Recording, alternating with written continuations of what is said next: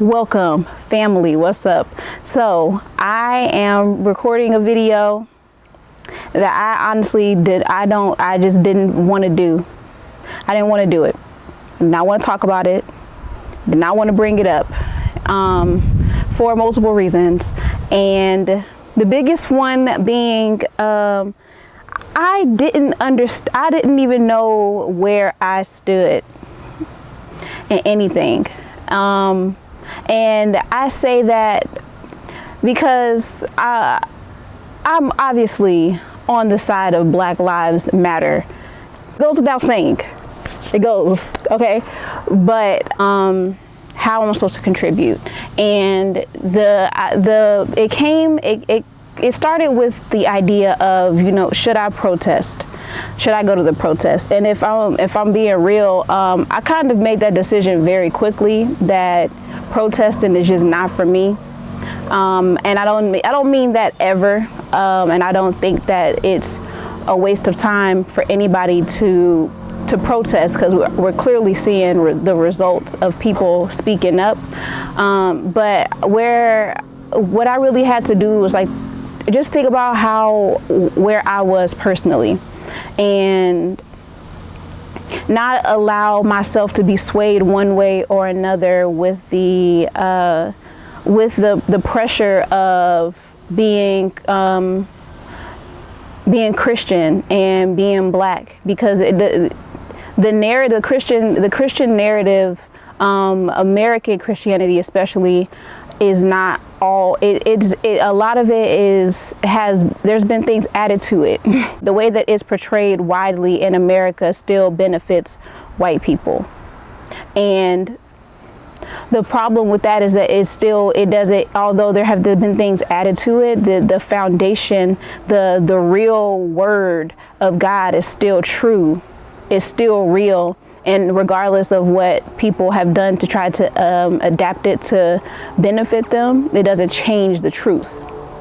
But on the other hand, we've seen the examples of racism. We've seen the examples of systems that have been in place to keep Black people from achieving the American dream, from being prevented from being seen as human. We've seen the hatred, we've seen the anger, we've seen it. We're not making this up. It's not something that we just came up with out of thin air. It's real. Is the foundation of this country.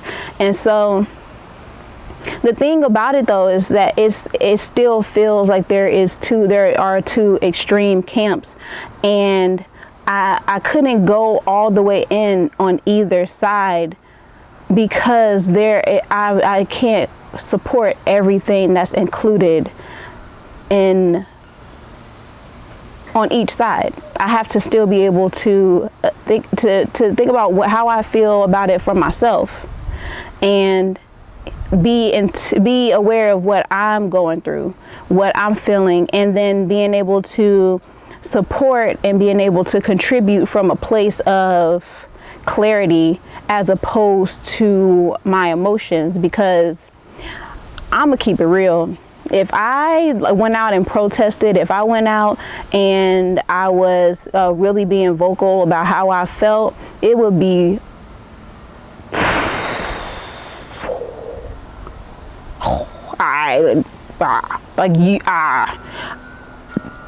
bad.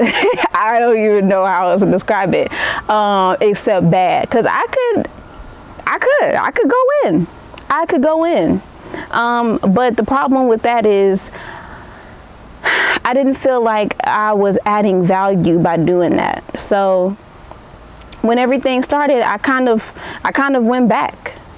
And I did, and I will be real, I did make a post on Facebook, and I talked about, the post is very simple, but I talked about about hate and vengeance not equaling justice, and I still stand by that. I rock with that 100%.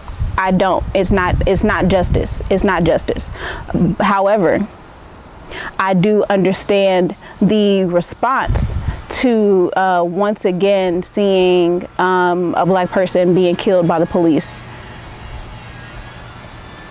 You know, why are we still doing this? And then there not being a conviction for murder when it was murder. So, you know, I understand the response. And so the part where I felt convicted is that I didn't believe that, I don't believe that what I said was said out of without grace. However, I do believe the way that I was feeling did not include grace. It didn't give people space to feel. It didn't give people space to process what they were going through. And it's frustrating because people are processing publicly. People everybody isn't the same. Like some people process their emotions by burning down buildings and looting, and some people express it by protesting, by marching, by using their voice on platforms, by doing all sorts of things. Like everybody is expressing themselves in a different way, but a lot of it is very loud and it's in your face and it's all over social media. And so it's very frustrating to see all of that, because even then it doesn't really allow for people to actually process what they're going through in a way where we're really seeing sustainable change. And I want to be able to have endurance.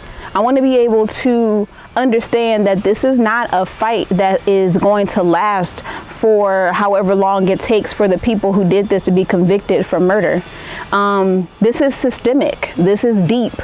It is very deeply rooted, and I don't want to be burnt out. I don't want to be anxious and having panic attacks or going through a mental breakdown because I've allowed myself to get too caught up in trying to fix the system but neglecting myself. Needed an outlet. I needed a way to say it, but I needed a place to say it where I felt safe, because I don't believe that social media is really the place to vent.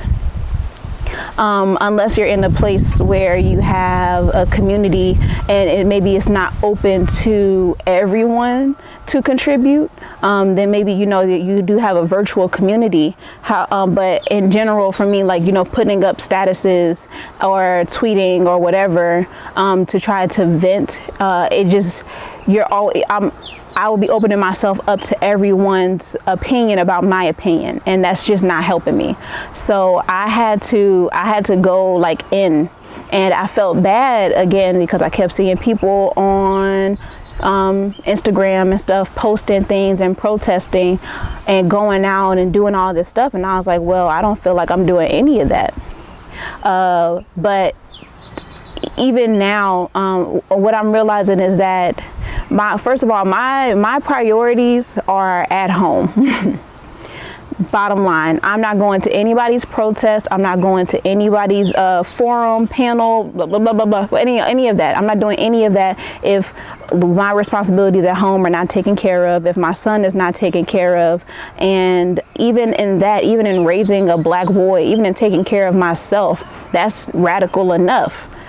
And when I get to a place where I can contribute more, bet I'm in there, I'm doing it. But I'm not going to allow myself to get caught up in the pressure of reacting in the moment, because it wasn't going to work for me.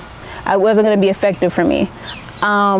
I don't know what it's like to be on the front lines. I don't know what it's like to be tear gassed and to be harassed by police and to be arrested. I don't know what that feels like. And I'm gonna be honest, I have a lot of respect for the people who do it, because I don't know what that would do to me internally. I don't know if I'm built for it. I don't think that's my lane. So I've been wrestling with that, and I still feel that, there are the times where I really want to do more, but I'm becoming more content with the stance that I have right now and the work that I'm doing right now.